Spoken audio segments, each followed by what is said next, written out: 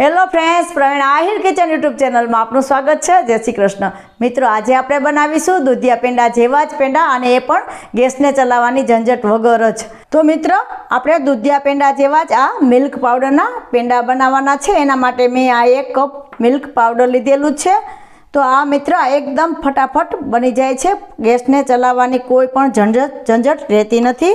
તો હવે આ 1 કપ મિલ્ક પાવડર લીધેલું છે, એની સામે આપણે એક નાનો કપ ખાંડનો પાવડર લેવાનો છે, એને પણ એમાં જવા દેશું। થોડો આપણે એલચી પાવડરને પણ એમાં જવા દેશું। અને મિત્રો, હવે આપણે આ ઠંડુ દૂધ લીધેલું છે, એને એમાં થોડું નાખતું જવાનું છે અને સારી રીતે મિક્સ કરી લેવાનું છે। અને મિત્રો, મારે આ વાસણ નાનું પડે છે, તો એને આપણે વાસણ બદલાવી લેશું। તો મિત્રો, આવી રીતે મેં વાસણ ટ્રાન્સફર કરી લીધેલું છે।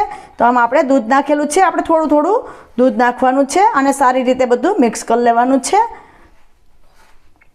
તો આપણે થોડું દૂધ હજી નાખીશું, એકાદ ચમચી જેટલું દૂધ નાખવાનું છે, વધારે દૂધ નથી નાખવાનું। તો આવી રીતે બધું મિક્સ કરી લેવાનું છે।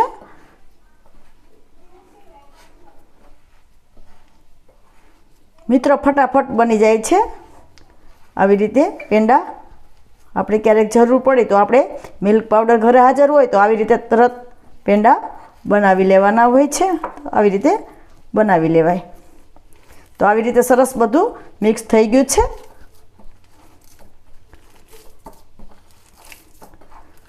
દૂધ થોડું જ નાખવાનું છે।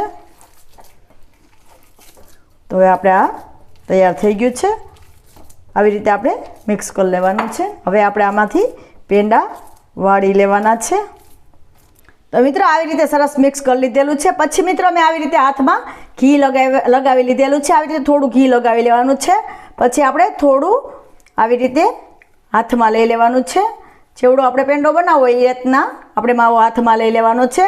પછી આપણે આવી રીતે સરસ પેંડા બનાવી લેવાના છે। તો આવી રીતે આપણા પેંડા તૈયાર થઈ જાય છે। હવે આપણે આને પિસ્તાથી ગાર્નિશ કરી લેશું।